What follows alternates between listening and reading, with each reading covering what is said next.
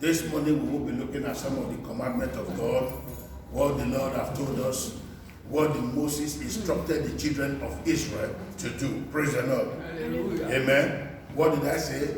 We will be looking at some of the commandment that Moses gave to the children of Israel when they came out of Egypt.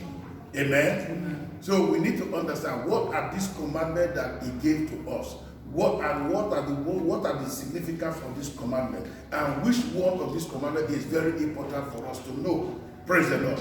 So we need to understand that our commandments given, and these commandments are significant to our day-to-day activities in this world. Amen. So you need to know which of these commandments, what did Jesus told us, and what did Moses instructed the children of Israel to do when they came out of Egypt. And we want to look into some of these commandments in the book of Deuteronomy, chapter number 5, verse 15.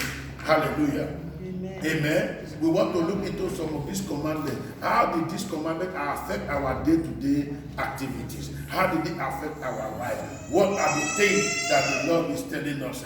Amen. So we need to understand that the things of God, the glory of God, the hand of God need to manifest in our life, and some of the character that we possess. How do those characters affect our living? Amen. So when you look at the book of Dethrone Your Enemy, which is Deuteronomy chapter number 5, verse number 15. If you are there, say, I am there. Praise the Lord. Deuteronomy chapter number 5, verse 15. And he said, and remember that thou was what a servant in the land of Egypt, and the Lord thy God brought thee out thence through a mighty hand by a stretched out arm. Therefore the Lord thy God commanded thee to keep the Sabbath day. Hallelujah. The Sabbath day, which means the day of worship. Hallelujah. God delivered them from the land of Egypt. Praise the Lord. God delivered them from the land of Egypt. God made them not to come to a promised land, and God told them that on the Sabbath day, which is on Sunday, you must keep yourself holy. You must keep the church holy. You must keep your mind free. How can you be in the church of God in this Sunday school? We're looking into some of the commandments of God. Why are you now making things difficult? How can you be in the church? You are in the church of God. Your heart is full of evil. You are thinking evil of somebody. You are thinking evil of your sister. You are thinking evil of your mother. You are thinking evil of your father. You are thinking evil of your friend. God does not appreciate that. You must be in the house of God with a clean heart. He said, he that goes to equity must come with what? A clean heart. Now you are in the church and your heart still carries bitterness. What happened between you and your husband yesterday is also in the house. What happened between you and your sister, you still take it to the church. You are in the church and you are thinking, if I just come up for church today, by the time I leave the church today, that man has not seen anything. I will show you pepper. By the time I leave the church today, I will show my wife something. My wife will know that the battle has just started there. If the worst come to us, I will send her packing. When the worst come to us, I will just pack my this and leave this man. Thank God. I still now make people that are still calling me when I'm still walking in the street. So maybe you'll be thinking that because I have 2 or 3 children now, my own is over. Who says so? There are even men who are looking for women who their womb are fruitful. So thank God my children are there to prove me that I'm a fruitful woman. All these are the things that we need to look into. Praise the Lord. Now look at what the Bible said in verse 16. What did he say? He said, honor thy father and thy mother. Hold on. He said, who? Honor who? The father. And what? And thy mother. And some of us does not honor our father. Concentrate. Some of us don't honor our father and mother. Even right in the church, you still misbehave. When your father tells you to do this, you don't want to listen. When your mother tells you to do this, you don't want to obey your father. But the Bible said today in the book of Deuteronomy, chapter number 5, verse 16, it said, honor who? As what? As the Lord thy God has commanded thee, that thy days may be what? Prolonged, that it may go well with thee, and in the land which the Lord thy God giveth thee. If you refuse to honor your father and your mother, when your mother places curse on you, you can die untimely death. When your father places curse on you, you can die untimely death. There is a reason and purpose why God gave that mother to you. There is a reason and purpose when God gave that father to you. You are not to dishonor your father and your mother. They might be doing certain things you don't like, but did he say you should dishonor them? You can correct them and say, Mommy, I think what you are doing is not good. It didn't say you should abuse them. But today, we can abuse some people who beat their mother. Some people who beat their father. You say, you old man, will you sit down there? When they water you say, you are placing God. But remember that whatever you are doing to your father now, tomorrow you are going to have children also that will also do the same thing. It reciprocates. It comes back. So all that rubbish you think you are doing to your father, your daughter and your son will do it to you.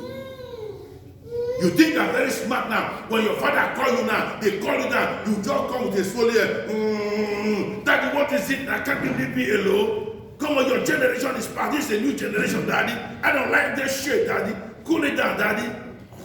Every time you keep calling me as if I'm a boyish guy, man. Daddy, I'm not a baby. How can you be wondering and pushing me upside down? I don't like it, Daddy. Daddy, I don't like it. I don't like it. I don't really like it. You shout for your father as if your father is not a fool or your mother is not a fool. But God said, honor thy father and thy mother so that your days in this planet will be prolonged. Some children, anytime they offend their parents, when they go out, something will happen to them. Why? Because you have made the heart of your father or your mother to be bitter.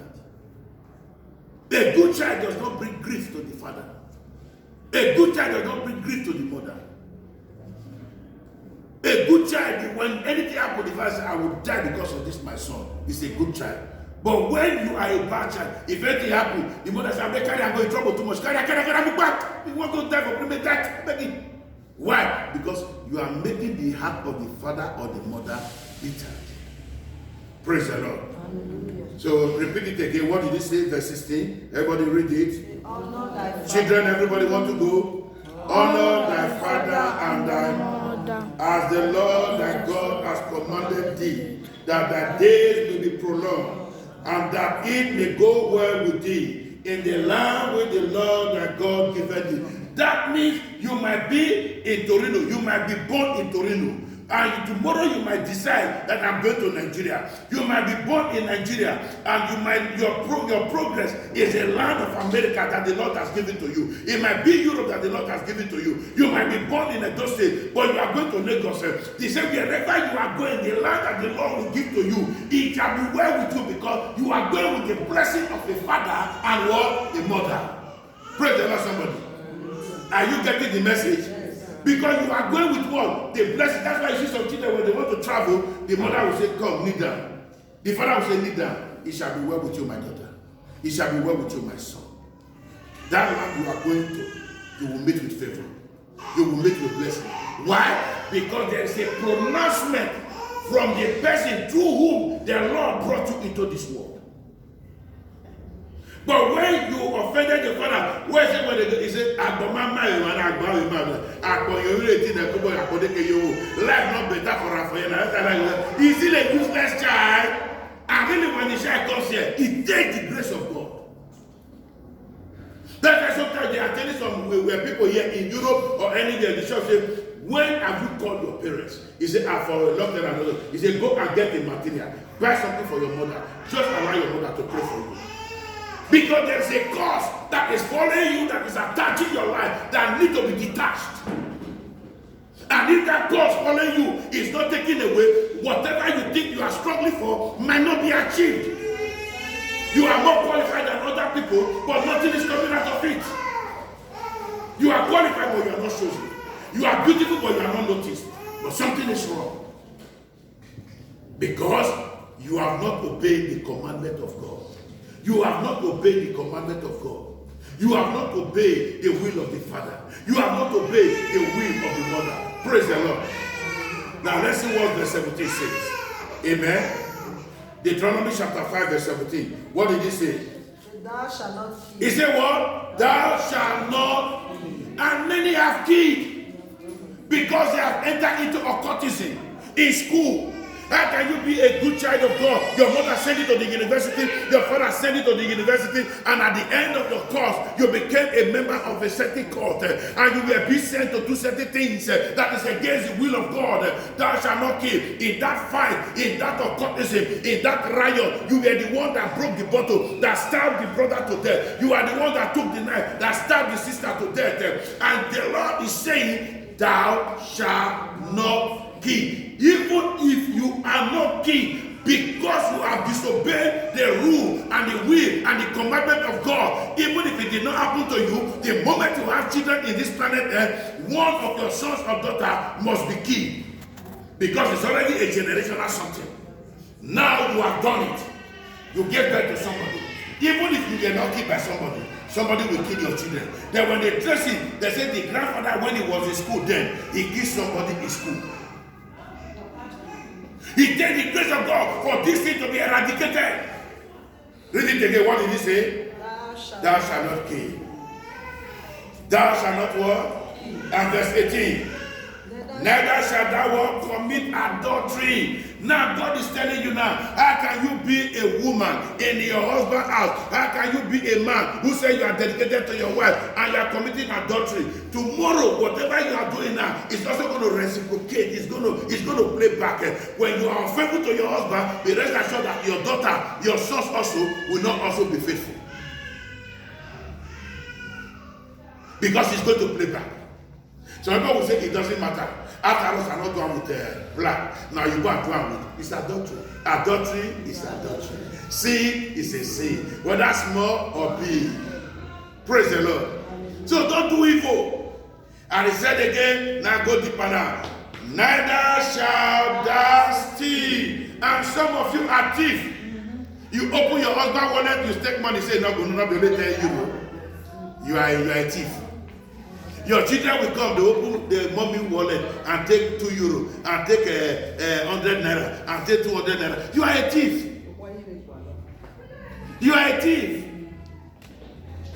You as a man, some men also when their wife is sleeping, they go open their wife wallet and take money. Some men are even stealing their wife property. He's a thief. You buy something 5 euros, yeah, you come back again. Your husband sent you to go and buy something. What you bought now, instead of original price on it, I bought it €20 or 10,000 naira. You understand? But the remaining money you gave to me, the remaining 2,000 on top, I use 1,000 for transport and I use the other 1,500. Just be plain. The man, if he's going to be angry, let him be angry. But you will not lie here on it, not be smart, you know. That thing is no more 10,000. What the cheapest I saw was even 30,000. I added my 2,000 on top. And it's a lie. You are a thief. He said, thou shalt not steal. The Bible said, thou shalt not steal.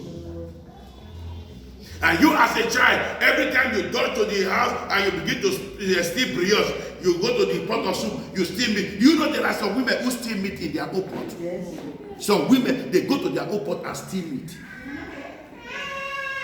Some men, you say they are going to urinate, they just enter the kitchen, stylishly, and then they take some meat and begin to chew. Only what are you doing? Nothing. I'm just checking something. And you are stealing your meat. Why stealing it? Because the heart with which you have in taking that thing, if it's the heart of stealing, it's a stealing. Praise the Lord. Amen. And he said what now? Verse 20. Neither shall thou bear false witness against thy neighbor. And repeat it again. Thou bear what? False witness against thy what? Then you know a lot of people bear false witness because the person is your friend, and you know deep down in your heart that what this person did, what this brother did, what this sister did is lie, it's not true. But because he or she is your friend, because he or she is your father, because he or she is your mother, because he or she is your president, because he or she is your senator, because he or she is your governor, because you are already in the carcass of those benefiting from that government or benefiting from that relationship, when they come and ask you, brother, what this person did is wrong. You say, no, I did not see it. It was not like that. It was not like this. This character, you are saying, no, it did not do it. You are bearing false witness when you know deep down in your heart that this thing you are saying is a lie. The time is coming. A time is coming when somebody that's supposed to stand for you to tell you the truth will come and you say, oh, thank God, Mr. Peter is here. Peter, when that thing was happening, I tell you say, I did not see it. You say, Peter, but you were there that day now. I was even happy that you came because I know you were witness to everything that happened that day. And Peter saw it that truly you are right. But because of what you did 3 years ago, 10 years ago, when you know that that thing was true, because the person in question was your friend and you did not say anything, you have to say, I did not see it. And you will not go in for it. The seed you sowed 10 years ago is not playing back on you. If you are not going to say anything, don't say it. But if you must open your mouth to speak, tell them the truth. The truth might be bitter, but it's the truth. People might not like it, but it's the truth. People might hate it, but it's the truth. Stand on the truth. Stand on what you believe. Some people are in a marriage today, not because they are enjoying it, because they believe in their heart that this marriage is going to work. And because they stay put, because of their belief, God will turn the marriage that was crisis, that was crashing, that was fighting to become a successful marriage because they are standing on what they believe. When people are telling her, this man not be your right husband, this man not good, the man is a drunkard, the man is this, he said my husband will change, everything will be fine. Because he's standing on what he or she believes, you will see that everything will work out. Praise the Lord. Amen. Because of time, let's take the other one. He says, verse 21. Let's read together. Neither shall thou desire thy neighbor's wife, neither shall thou covet thy neighbor's house, his field, or his maidservant, or his maidservant, his horse, or his asses, or anything that is the word thy neighbor. So people today, they have wife, but when they see other people's wife, they desire them. Hey, I would say, I mean, they marry this woman. Oh. When they see other people's property, hey, I would say, I mean, get this out. Why this bungalow will not be my own? The Bible says, thou shalt not desire your neighbor's property. So people even desire their own father's wife. Now their papa wife, they will desire. Papa don't own now. So even they pray with their partner, they will share the woman. So I'm praying that their father should die so that they can inherit the property. Some people are suffering today untimely death because of somebody's property. Some people don't, by the time they even know, even bankers, by the time they see your account at your account, they can even arrange kidnappers to come and kidnap you because they saw that there is money in your account. So they will arrange. I know that man have about 10 to 20 million in his account. By the time they kidnap you, put it to buy for 20. Maybe plus or minus, they will negotiate for 10. He has the money. Why? Because the Bible says, thou shalt not desire the wealth and the blessings of your neighbor, but we so desire it. And it's evil. Look at the commandment of God. Thou shalt not desire your neighbor's wife. Thou shalt not desire your neighbor's field. Sometimes you look at people's property today, you begin to envy them. You see your neighbor's car today, you desire, say, I wish this car is my car. I wish I'm the one that have this wife. I wish these children are my children. I wish this property is my property. The Lord said, thou shalt not desire your neighbor's property. Hallelujah. Amen. And the Bible said in verse 22, where we're going to round up now the commandment of God, it said, these words the Lord spake unto all your assemblies, in the mouth of the midst of the fire, of the cloud, and of the thick darkness, with what? A great voice. And he added no more, and he wrote them in 2 tables of stone, and delivered them unto. Hallelujah. You have heard the commandment of God. Go back in your closet, read what the Bible said in the book of Deuteronomy, chapter number 5, verse 1 to 21. And the Lord will speak to your mind and soul and spirit. Hallelujah. Amen. Because the Lord has said, thou shalt not steal, thou shalt not kill, thou shalt not commit adultery, thou shalt obey thy father and thy mother, so that your days will be prolonged on this planet Earth. In the name of Jesus. Father, Lord God Almighty, Jehovah, King of glory, we give you all the honor, we give you all